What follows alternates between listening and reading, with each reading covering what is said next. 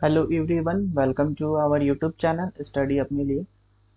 हम लोग पॉलिटी में आर्टिकल्स पढ़ रहे थे। हमने 51 आर्टिकल तक पढ़ा था, यानी पार्ट 4A तक।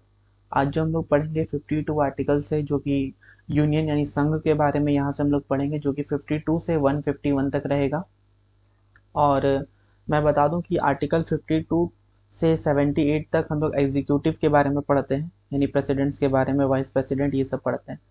जिसमें पहला ही आर्टिकल जो है आपका 52 यानी कार्यपालिका, द प्रेसिडेंट ऑफ इंडिया, ठीक है, यानी भारत का एक प्रेसिडेंट होगा। ये आपका कौन सा आर्टिकल में है? आर्टिकल 52 में है। अगला है 53 executive power of the union, यानी जितना भी एग्जीक्यूटिव पावर होगा यूनियन का, ये आर्टिकल 53 में है। आर्टिकल 54 इलेक्शंस ऑफ प्रेसिडेंट, यानी प्रेसिडेंट का जो भी इलेक्शंस का बारे में जो भी बातचीत है, ठीक है, उसके बारे में जो प्रावधान है वो आर्टिकल 54 में है। और उसका इलेक्टोरल कॉलेज के भी बारे में भी आप बोल सकते हैं, आर्टिकल 54 में है। अगला है article 55 manner of election of president, यानी ये मैनर बोलिए या फिर प्रोसेस बोलिए, इलेक्शन जो होता है, प्रेसिडेंट का जो इलेक्शन होता है उसका जो प्रोसेस होगा वो कहाँ से लिया गया है? वो आयरलैंड से लिया गया है, और ये आर्टिकल 55 में है। अगला है article 58 qualification of the president, यानी जो भी प्रेसिडेंट बनेगा उसका क्वालिफिकेशंस क्या होगा, यानी एलिजिबिलिटी भी बोल सकते हैं। तो इसमें लगभग क्या एलिजिबिलिटी होना चाहिए? पहला सिटीजनशिप होना चाहिए इंडिया का। एज लिमिट जो होता है मिनिमम 35 ईयर होना चाहिए।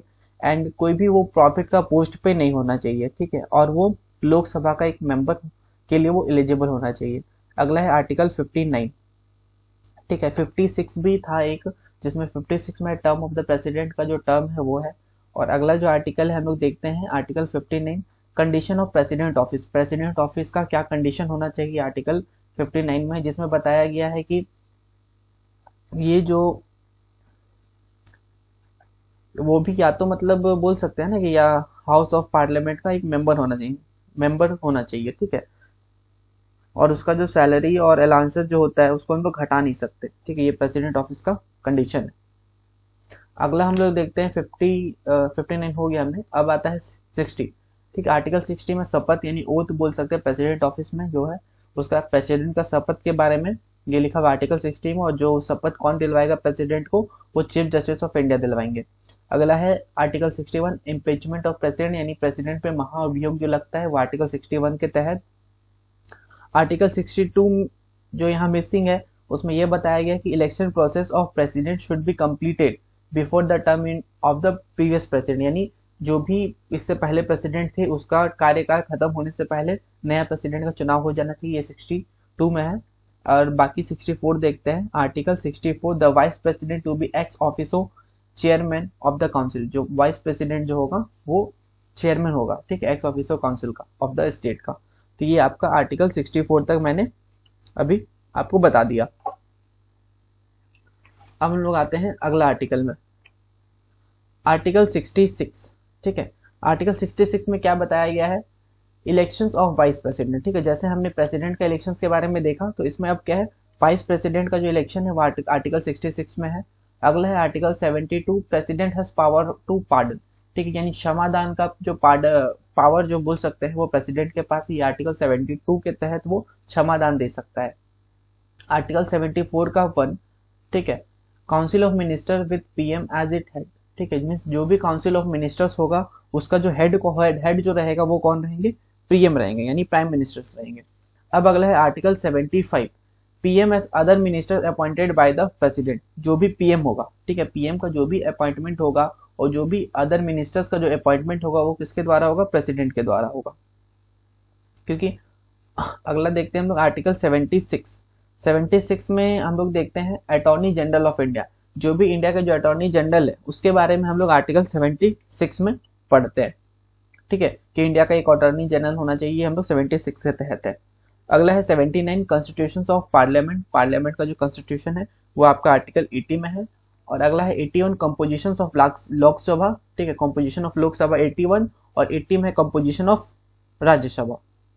अगला है आर्टिकल 93 ये बताता है कि Lok Sabha must have speaker, Lok Sabha में एक स्पीकर होना चाहिए, एक डिप्टी स्पीकर होना चाहिए, ये आर्टिकल 93 के तहत है।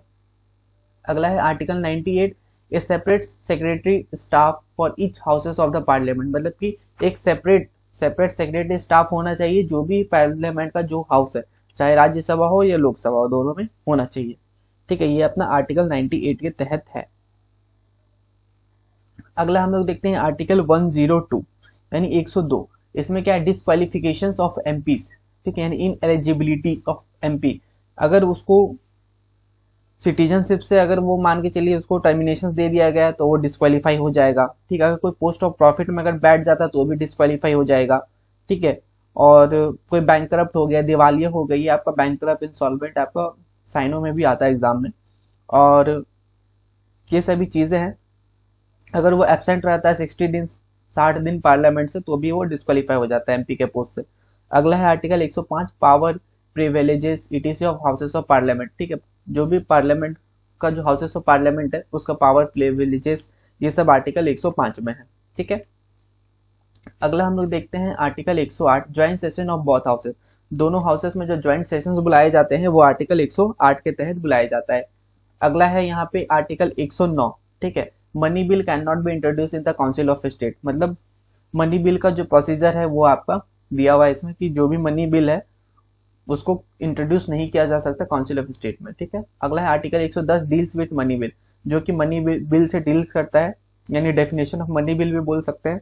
यानी आर्टिकल 109 और 10 एग्जाम में पूछा जाता है आप लोग से कि डेफिनेशन ऑफ मनी बिल किस में है, 110 में है, जो कि मनी बिल से डील्स करता है।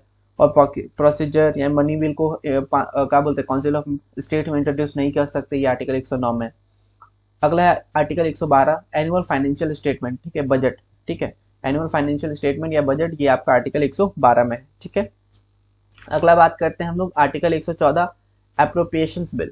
जो एप्रोप्रिएशंस बिल होता है वो आपका आर्टिकल 114 एंड आर्टिकल 117 में फाइनेंस बिल। फाइनेंस बिल से भी पूछा गया एग्जाम में क्वेश्चन कि ये कौन सा आर्टिकल में, तो 117 में।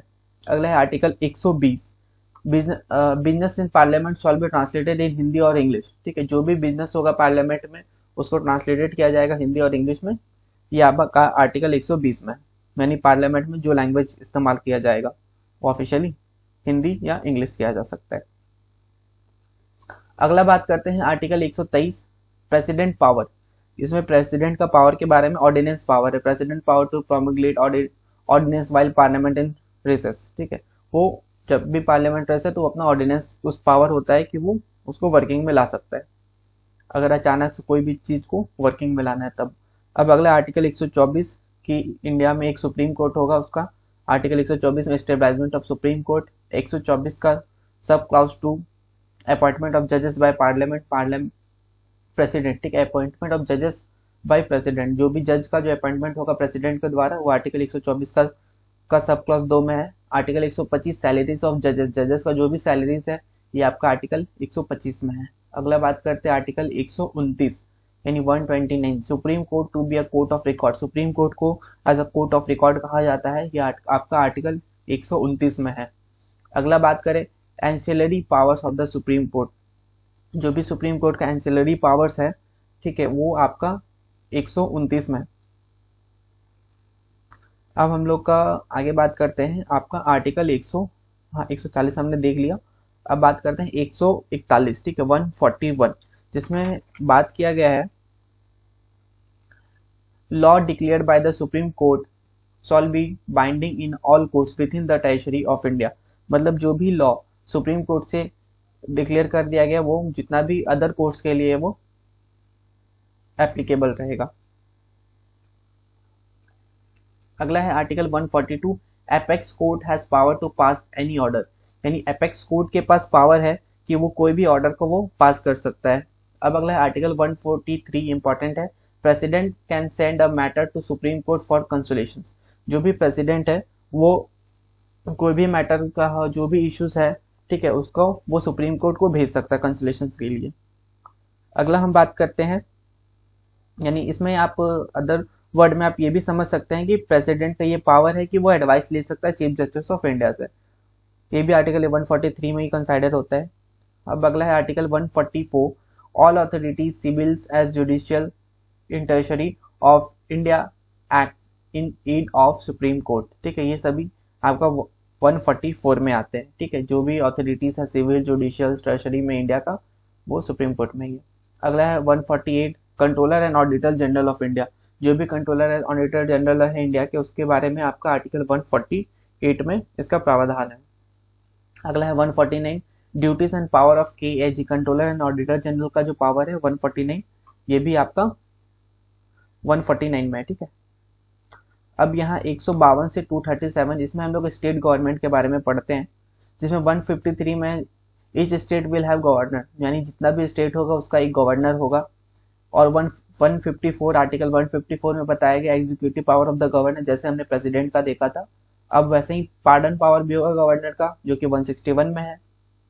Article 166, it deals with the conduct of business of the government of state, कि जो भी बिजनेस होगा गवर्नमेंट ऑफ स्टेट का वो डील्स करने के बारे में, ये 166 में है। 167, ड्यूटीज ऑफ चीफ मिनिस्टर, यानी CM का जो ड्यूटीज होगा वो 167 में है। आर्टिकल 168 की बात करें तो constitution of legislature in state, ठीक है, ये आर्टिकल 168 है। आर्टिकल 198, ए मनी बिल, जो भी मनी बिल है shawl not be introduce in legislative council, जैसे हमने वो वहाँ 109 और 110 में पढ़ा था मनी बिल के बारे में कि उसे प्रेजेंट नहीं कर सकते, बस ये 198 के तहत भी हम लोग भी मनी बिल को लेजिस्लेटिव काउंसिल में प्रेजेंट नहीं कर सकते। अगला बात करते हैं article 214, high court for each state, यानी हर स्टेट का एक हाई कोर्ट होगा। तो और 217 में ये बताया गया अपॉइंटमेंट ऑफ जजेस ऑफ हाई कोर्ट, यानी हाई कोर्ट का जजेस का जो भी अपॉइंटमेंट होगा वो आर्टिकल 217 में इसका प्रावधान है। अगला है article 226, power of high court to issue certain writs, यानी हाई कोर्ट के पास पावर है कि वो सर्टेन रिट्स पे इशू कर सकता है, ठीक है। A person can move to a high court for his fundamental rights are breached. अगला है 233, अपॉइंटमेंट ऑफ डिस्ट्रिक्ट जजेस, जो भी डिस्ट्रिक्ट जजेस का अपॉइंटमेंट होगा वो 233 में है। अगला बात करते हैं आर्टिकल 240। आर्टिकल 240 में आपको बताया गया power of the president to make regulations for certain union territory, यानी मतलब प्रेसिडेंट के पास पावर है, ठीक है, वो रेगुलेशंस बना सकता है सर्टेन यूनियन टेरिटरी यानी यूटी के लिए। तो ये आपका यूनियन टेरिटरी से जो आर्टिकल है वो 239 से 242 तक है, जिसमें 240 मैंने बताया। अभी है 241, high court for union territory, यानी यूटी के लिए भी हाई कोर्ट्स है। अगला है आर्टिकल 243, पंचायती राज सिस्टम, जो कि 73 कॉन्स्टिट्यूशन अमेंडमेंट एक्ट के तहत ऐड हुआ था। 246 में बताया गया parliament has exclusive power, parliament के पास क्या होगा, एक्सक्लूसिव पावर होगा, जिसकी वो लॉ बना सकते हैं with respect to any of the matter enumerated in the union list, ठीक है। अगला बात करते हैं 248, सेंट्रल गवर्नमेंट, ठीक है, central government to impose service tax, central government के पास जो कि वो सर्विस टैक्स को इम्पोज कर सके, ये आपका 248 में है। अगला है 274, 274 की बात करें, president recommendation is required to bill affecting taxation, यानी टैक्स से रिलेटेड कोई भी बिल अगर है तो उसमें प्रेसिडेंट का रिकमेंडेशन जरूरी है, ठीक है, इज रिक्वायर्ड, वो लिखा गया है 274। चलिए अब हम लोग अगला बात करते हैं आर्टिकल 279 का ए, जिसमें बताया गया है क्रिएशंस ऑफ जीएसटी काउंसिल, ठीक है, क्रिएशंस ऑफ जीएसटी काउंसिल 279 ए। 280 की बात करें appointment of finance commission, finance commission का अपॉइंटमेंट जो है 280 में है। अगला बात करें 300 ए, राइट टू प्रॉपर्टी से रिलेटेड जो आर्टिकल इंपॉर्टेंट है 300 ए में है। अगला 301, फ्रीडम टू ट्रेड कॉमर्स और इंटरकोर्स के लिए, ये कौन सा आर्टिकल में है, 301 में है, और ये कौन सा पार्ट में है, ये भी एग्जाम में पूछा जाता है। अगला है article 302, power of parliament, parliament का पावर है कि to impose restrictions on trade, कि वो ट्रेड जो भी मतलब व्यापार हो रहा है, कॉमर्स हो रहा है, इंटरकोर्स हो रहा है, उसमें वो प्रबंध लगा सके। Article 311, removal of civil servant, यानी सिविल सर्वेंट को रिमूव करने के लिए आर्टिकल 311 के तहत हम लोग रिमूव कर सकते हैं।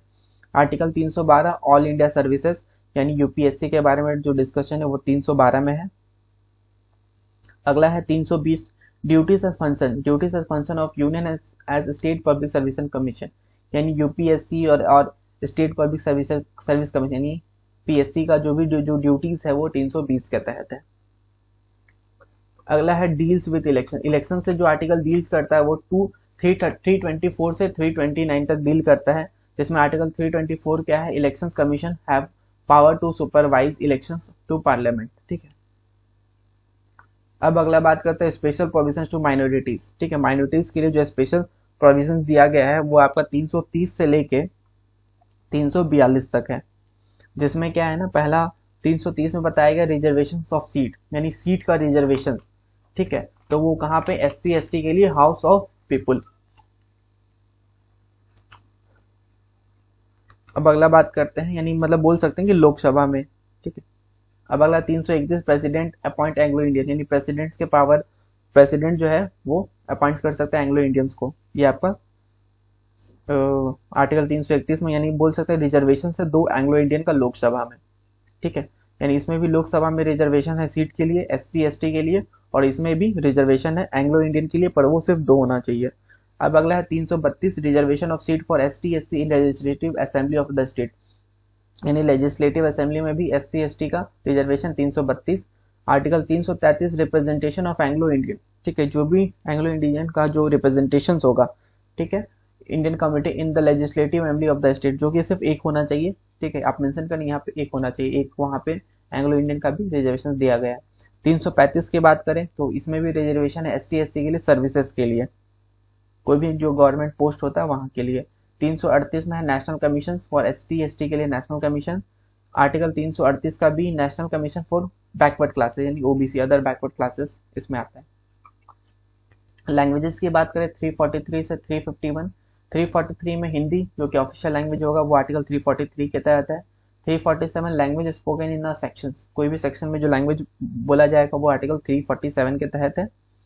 और आर्टिकल 348 की बात करें तो इसमें बोला गया languages to be use in supreme court and in high court, जो भी भाषा जो सुप्रीम कोर्ट और हाई कोर्ट में यूज होगा वो 348 के तहत होता है। 348 का 1, जिसमें बताया गया है English is the official language of the high court, यानी जो भी हाई कोर्ट का जो ऑफिशियल लैंग्वेज होगा वो किसे बोला गया है, इंग्लिश को। अब आता है इमरजेंसी। इमरजेंसी में लगभग 352 से 360 जो आर्टिकल है वो इमरजेंसी रिलेटेड आर्टिकल है, जिसमें 352 बताता है नेशनल इमरजेंसी को, 356 बताता है स्टेट इमरजेंसी को, यानी प्रेसिडेंट रूल। अगला है 359 suspension of fundamental rights during emergency, यानी इमरजेंसी के समय फंडामेंटल राइट्स का भी सस्पेंशन जो होगा वो 359 के तहत होता है। आर्टिकल 360 फाइनेंशियल इमरजेंसी लगता है, यानी आर्टिकल 360 है। अगला बात करते हैं 361, द प्रेसिडेंट और the government shall not be answerable to any court for the excise and performance of the power and duties of his office. मतलब आर्टिकल 361 यानी मिसलेनियस टेम्पररी या स्पेशल प्रोविजन से रिलेटेड आर्टिकल है ये सब, जिसमें प्रेसिडेंट और गवर्नर वो आंसर नहीं देगा। ठीक है, जरूरी नहीं है कि उसको आंसर देना है कोई भी कोर्ट में, वो क्या अपना परफॉर्मेंस कर रहा है, क्या उतना पावर है, क्या ड्यूटीज कर रहा है, ये नहीं देगा। Article 368 power of the parliament to amend constitutions, ये आपका 368 में है। और 370 special provisions for Jammu and Kashmir, जो कि हट गया है।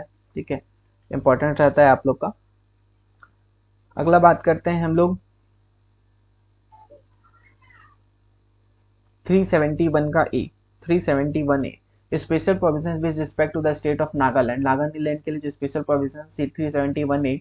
371 का बी आसाम के लिए, 371 का सी आपका मणिपुर के लिए, जो special provision with respect to the state of Manipur. ठीक है, अगला बात करिए आर्टिकल 371 का डी, इसमें स्पेशल प्रोविजन है with the state of Andhra Pradesh और द स्टेट ऑफ तेलंगाना के लिए जो स्पेशल प्रोविजन है वो आपका 371 का डी। अगला है यहाँ पे 371 का ई आंध्र प्रदेश के लिए, स्टेबलाइजमेंट ऑफ सेंट्रल यूनिवर्सिटी। ठीक है, जो भी सेंट्रल यूनिवर्सिटी का स्टेबलाइजमेंट है आंध्र प्रदेश में वो 371 का ई है। और एफ में बात करें तो सिक्किम के लिए जो स्पेशल प्रोविजंस दिया गया है वो। जी में है मिजोरम के लिए जो स्पेशल प्रोविजंस दिया गया है। एच में स्पेशल प्रोविजन दिया हुआ है अरुणाचल प्रदेश के लिए। आई में दिया गया है 371 का आई में दिया हुआ है गोवा के लिए। और जे में आपका दिया गया है कर्नाटक के लिए। अब यहाँ से हम लोग अमेंडमेंट देखते हैं, जैसे पहला अमेंडमेंट जो हुआ था 1951 में, फर्स्ट अमेंडमेंट एक्ट 1951 में आया था। It added the 9th schedule in the constitution to protect anti जिम्मेदारी लॉज फॉर जुडिशियल रिव्यू, जो एंटी जिम्मेदारी लॉ को प्रोटेक्ट करने के लिए, यानी 9th शेड्यूल में याद करिएगा कि आपका 9th शेड्यूल ऐड हुआ था, वो फर्स्ट अमेंडमेंट 1951 में 9th शेड्यूल ऐड हुआ था कॉन्स्टिट्यूशन में। अब किसको प्रोटेक्ट करने के लिए, एंटी जिम्मेदारी लॉस को प्रोटेक्ट करने के लिए। अगला है 7th अमेंडमेंट एक्ट 1956 में हुआ था to implement the recommendation of the state recognition committee. And the state organisation act 1956। तो अगला है 10th amendment act 1961 acquired the Dadra Nagar and Haveli as a union territory from Portuguese. ठीक है, इसको हम लोग उससे मतलब पोर्टुगल से एक्वायर करके इसको हम लोग यूटी में कन्वर्ट किए थे। ये 10th अमेंडमेंट एक्ट 1961 के तहत हुआ था। दादरा नगर हवेली को, दादर और नगर हवेली को यूनियन यूटी में मिलाए थे हम लोग। 12th अमेंडमेंट जो हुआ था 1962 में हुआ था, जिसमें हम लोग गोवा दमन दीव को इंडियन यूनियन में मिलाए थे। 13 अमेंडमेंट 1962 में हुआ था, जिसमें फॉर्मेशन हुआ था, नया स्टेट जो बना था वो क्या बना था, नागालैंड बना था। अगला है 14th amendment act 1962 incorporated Pondicherry, now Pondicherry as the 9th union territory of India, और इसके तहत पौंडीचेरी जो है 9th यूटी बना इंडिया का। फिफ्थ देखिए 15th amendment 1963 raise retirement age of high court जजेस फ्रॉम 60 टू 62, यानी जो भी रिटायरमेंट एज था हाई कोर्ट का जजेस का, वो 2 साल और बढ़ा दिया गया, 60 से 62 तक कर दिया गया। 22वां अमेंडमेंट एक्ट जो हुआ था 1967 में हुआ था, formation of state of Meghalaya Meghalaya जो नया स्टेट बना था वो 22वां अमेंडमेंट जब हुआ था तब हुआ था। 24 अमेंडमेंट हुआ था आपका 1971 में, it's enables parliament to dilute fundamental rights through amendment of the constitution। it also amendment article 368, इससे मतलब 368 पे भी amendment हुआ था, to provide especially that parliament has power to amend any provisions of the constitution, जिससे मतलब parliament के पास पावर है कि वो कोई भी अमेंड कर सकता है कॉन्स्टिट्यूशन में। ये आर्टिकल 24 है, मतलब अमेंडमेंट 24 है। 26 अमेंडमेंट जो है 1971 में हुआ था, it abolish the privy purses and privilege from former ruler to princely state. अगला 31 increase the number of Lok Sabha seat का नंबर बढ़ा दिया गया था 525 से 545 कर दिया गया था, ये 1973 में हुआ था। 36वां अमेंडमेंट आपका 1975 में हुआ था, जिसमें सिक्किम एक नया स्टेट बना था, as a state with the Indian union में मिला था। 42 अमेंडमेंट 1976 में हुआ था, इसको हम लोग मिनी कॉन्स्टिट्यूशन भी बोलते हैं इंडिया का। It's amend the preamble and added the word socialist, secular and integrity. ये आपको इंपॉर्टेंट है कि 42 अमेंडमेंट से ही आपका नया वर्ड ऐड हुआ था इसमें, ठीक है। अगला 44 अमेंडमेंट एक्ट 1976, ये जो है ये राइट टू प्रॉपर्टी का जो आर्टिकल था उसको हटाया था ये। It remove the right to property from the list of fundamental right, यानी फंडामेंटल राइट से जो राइट टू प्रॉपर्टी का जो राइट है उसे हटा दिया गया था 44 अमेंडमेंट 1978 से, और उसको कन्वर्टेड कर दिया गया था एक simple legal right under 300A के तहत। 52 अमेंडमेंट हुआ था 1975 में, जिसमें एंटी डिफेक्शन लॉ के बारे में, जो कि 10th शेड्यूल में भी है आपका। अगला है आर्टिकल 50 अमेंडमेंट 56 अमेंडमेंट 1987, जिसमें नया स्टेट का फॉर्मेशन हुआ गोवा का। 61 अमेंडमेंट बात करें 1989, रिड्यूस एज फॉर वोटिंग के लिए जो एज का बोल सकते लिमिट वो 21 से 18 कर दिया गया। 65 amendment act 1990, establishment of national commission for SC and ST, यानी नेशनल कमीशन का एस्टेब्लिशमेंट हुआ, बोल सकते हैं स्टार्ट हुआ, ये आपका SC ST के लिए। ये 65 अमेंडमेंट एक्ट 1999 को। अगला है 69 amendment act 1991 to provide for a legislative assembly and council of minister for national capital territory of Delhi continue to be union territory, Delhi को वापस से कंटिन्यू ही किया जाए यूटी की तरह। अगला 73 अमेंडमेंट एक्ट 1992, पंचायती राज सिस्टम को ऐड किया गया कॉन्स्टिट्यूशन में, पार्ट 9 नया ऐड हुआ। 74 अमेंडमेंट 1992 में म्यूनसिपालिटी को भी ऐड किया गया कॉन्स्टिट्यूशन में, यानी पार्ट 9 का ये 12 शेड्यूल पे है ये कॉन्स्टिट्यूशन का। अगला है 86 amendment act 2022, it added new fundamental duties under article 51A के तहत नया फंडामेंटल ड्यूटीज एक्ट किया गया। It provide right to education for the age of 6 to 14 year under article 21A, यानी 21A के तहत एक नया बोल सकते हैं दो चीज हुआ कि एक फंडामेंटल ड्यूटीज ऐड हुआ आर्टिकल 51 का ए, और एक एजुकेशन के लिए एक राइट आर्टिकल ऐड हुआ था आर्टिकल 21 का ए, जिसमें आर्टिकल 21 में एजुकेशन के बारे में ए में एजुकेशन के बारे में और आर्टिकल 21 में पर्सनल लिबर्टी के बारे में है।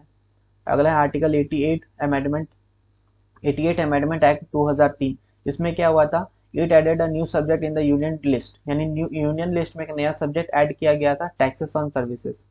91th amendment act 2003 restrict the size of the council of minister, जो भी काउंसिल ऑफ मिनिस्टर्स का जो साइज उसको रिस्ट्रिक्ट कर दिया गया 15% of the legislative member to stand anti deflection law. ठीक है, एंटी डिफ्लेक्शन लॉ को स्ट्रेंथ का बढ़ाने के लिए। 92 अमेंडमेंट एक्ट 2003 में हुआ, जिसमें एडेड हुआ बोडो, डोगरी, ठीक है, मैथाली, संथाली, जो 8th शेड्यूल में ऐड कर दिया गया, ये लैंग्वेजेस ऐड हुए थे।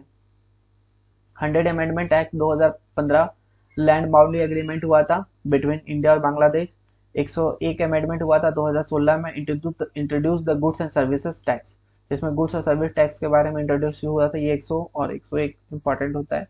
102 की बात करें, 102 amendment act 2018 national commission for OBC, यानी NCBC become a constitutional body, इसको कॉन्स्टिट्यूशनल बॉडी बना दिया गया। 103 की बात करें, 130 अमेंडमेंट एक्ट, ये आपको 2019 में हुआ था। 103 amendment granted 10% reservation for economically vehicle section, यानी इकोनॉमिकली वीकल सेक्शन ईडब्ल्यूएस के लिए भी 10% रिजर्वेशन का प्रावधान किया गया। 104 की बात करिए, 2019 में हुआ था। It cease the reservation of seat for the Anglo Indian, यानी जो भी एंग्लो इंडियन के लिए जो सीट्स रिजर्व था उसको सीज कर दिया गया in the Lok Sabha and state assembly. It extended the reservation, और उसमें रिजर्वेशन बढ़ा दिया गया एससी एसटी के लिए फॉर अप टू 10 ईयर। कुछ कमिटीज है जो एग्जाम में पूछे जाते हैं काफी, जैसे Swaraj Singh committee 1976, it recommended inclusion of fundamental duty, जो कि 42 कॉन्स्टिट्यूशन अमेंडमेंट में एक्ट हुआ था। मंडल कमेटी इंपॉर्टेंट है 1979, it recommended that members of OBC be given 27% reservation for job, इसी के तहत 27% रिजर्वेशन दिया गया ओबीसी को जॉब्स के लिए under the central government and public sector undertaking. The committee is headed by BP Mandal. Exam में पूछा गया क्वेश्चन से कि मंडल कमेटी के हेड कौन थे, बीपी मंडल थे। अगला है सरकारिया कमीशन, ये भी इंपॉर्टेंट एग्जाम में आया गया है कि 1983 में ये आया था। It charter was to examine the relationship and balance of power between state and central government के लिए जो पावर को बैलेंस करने के लिए आया था। The commission was headed by Rajendra Singh Sarkaria, ठीक है, राजेंद्र सिंह सरकारिया के द्वारा ये कमीशन आया गया था। इसमें सरकारिया कमीशन से में आया था क्वेश्चन कि 1983 में आया है, और मंडल कमीशन से 2 क्वेश्चन आए थे कि ये कब आया और ये किसके द्वारा आया था। अगला है Dinesh Goswami committee 1990, it was form to make recommendation on electoral reforms के लिए आया था। Kalkar committee, the committee was set up by the Indian central government to study and evaluate the public private partnership यानी PPP model in the India, and it headed by Vijay Kelkar. और सब इसमें ये याद कर लीजिए कि ये केलकर कमेटी विजय केलकर के द्वारा। मलीमात कमेटी रिपोर्ट, ठीक है, ये the report deals with criminal justice, ये क्रिमिनल जस्टिस सिस्टम्स के लिए ये रिपोर्ट उससे डील्स करता था। It was constituted by the ministry of home affair, यानी ministry of home affairs under the chairmanship of justice VS Malimath के द्वारा, मतलब उसके चेयरमैनशिप में ये काम हुआ था। तो इसी के साथ ये लेक्चर कंप्लीट हो जाता है। मैंने पॉलिटी पूरा 2 लेक्चर में कंप्लीट किया है। आप फर्स्ट लेक्चर नहीं देखें तो उसे भी देख लीजिए। वीडियो अच्छा लगा तो लाइक करें, शेयर करें अपने दोस्तों के साथ। Thank you.